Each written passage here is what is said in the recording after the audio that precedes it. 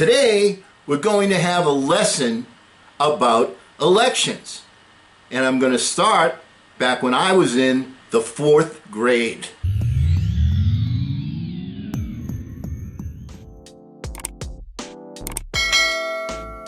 Hello again, everyone. I'm Eli's dad with Project Eli, where we educate, lead, and inspire.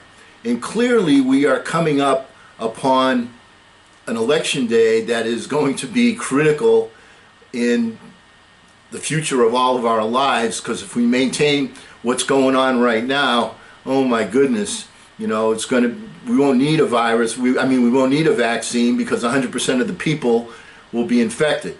So anyway, let me get off my rant and let's talk a little bit about elections. I remember in one of my very first elections, I was always somewhat of a leader in school, all right? I'm not going to be humble, but I was always somewhat of a leader in school. And I remember back in the 4th grade, Mrs. Moreau's class, I remember the name, at the devotion school, where she had set it up where we'd have a president, a vice president. Of course, it was meaningless, all right, but you know, teaching us a little bit about elections and so on and so forth, and we'd have a little classroom meeting and so on. Anyway, at one of the elections, I was running for vice president, and one of the things was, and nobody really paid a super lot of attention to that, but anyway, this girl, also in the 4th grade, that I, shall we say, admired greatly, beautiful girl, and you know, when she talked to me, I would just sort of humana, you know, even in the 4th grade. My point is, she came up to me during that election, right before we were gonna, you know, get ready to vote, and she handed me a little piece of paper, and it said, "Vote Arthur Perlman for vice president." He was my opponent, Arthur Perlman. All right, and she said, "Would you like one of these?" And I said, "Well, normally I would, except I'm the guy that's running up against him." And everybody, not everybody, but virtually the entire class had these little buttons or, you know, pieces of paper that said Arthur Perlman for vice president. And, you know, he won in a landslide. And I asked him, I said, you know, where did you come up with that idea? He said, "My mother came up with the idea." And I said, yeah, it was kind of a great idea because I got whooped in that particular election. So what's my point here? Okay, the point is there are a number of different factors that determine who the winner is going to be in an election. And one of the things that kind of disappoints me right now, right at this time, right now, is that for the second consecutive presidential election, at least in my very humble opinion, we are facing an election by default. What do I mean by that? Well, 2016, we had the Donald and we had Hillary. And to my mind, Hillary was somewhat more qualified. You know, the Donald was kind of out there. You know, he was not, you know, his platform so much, so to say, was, you know, hey, I'm not a Washington insider. I'm not somebody that's going to give you the same old. I'm somebody from the outside. Isn't that what you want right now? Do you want the continuation of what we've always had? And then there was Hillary, who, like I said, I mean, went to a very smart school. Her husband was a very successful, somewhat successful president, had been through quite a bit, and a smart lady. There's no denying that she's a smart lady. My point is, she wasn't likable. You know, when you heard her speak or when you watched her perform, she wasn't somebody that would draw you to her. You know, her points may have been correct, but for some reason there was that, I don't know, fuzziness between the candidate and the electorate, and it just, you know, didn't excite me. I mean, she's the one I voted for. I didn't particularly care for our current president, but when he got into office, I said, all right, here's a new guy, let's see what the heck he can do. But my point is, it seems to me that Trump was elected the first time by default. It was more that people didn't want Hillary than the fact that they did want the Donald. I may be mistaken on that. He certainly has, a powerful base of people that love the man to death no matter what he does. No question about that. But it seemed to me that the greater number of people that were voting, if they were on the fence, kind of voted for him by default, and that's how he won the election.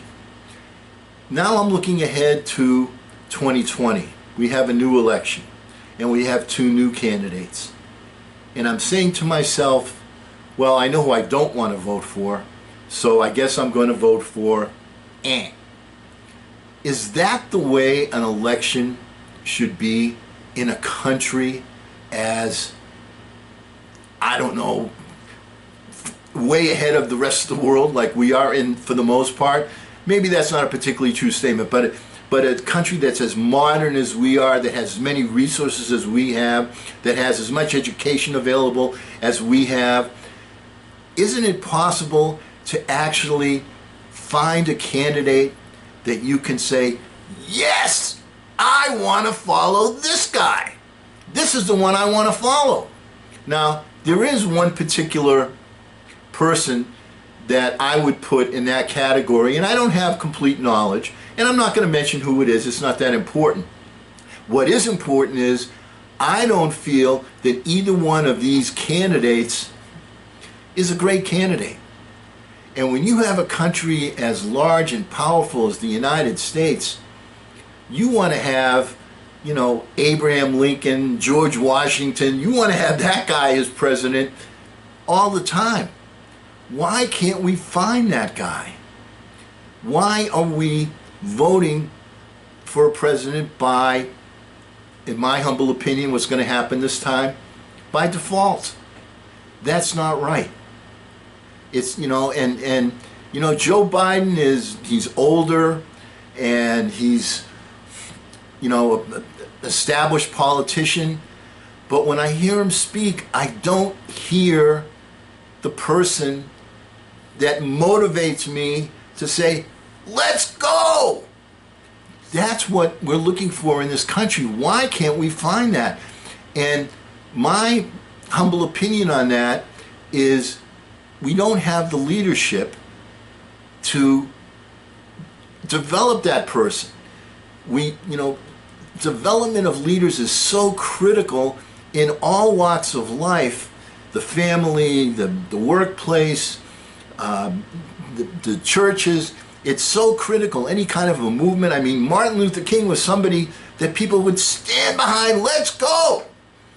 Why can't we find at least two people that we can take a look up and say, you know what? That's a person that I want to follow. I trust his or her judgment to the end. That's what we want in a leader. And we just haven't seen those types of leaders developed. Let's get our schools to focus a little bit more on the success formula. Let's get our schools to focus a little bit more on developing leaders, because right now we are so starving for good leadership. I mean, we got two people in their 70s running for president. Does that make sense? Does it make sense? And not only that, but the one that's going to get elected is going to get elected because he had the smarts to stay in his basement and keep his mouth shut, while the other guy went out and shot himself in the foot over and over and over and over again. There are so many different things that determine an election.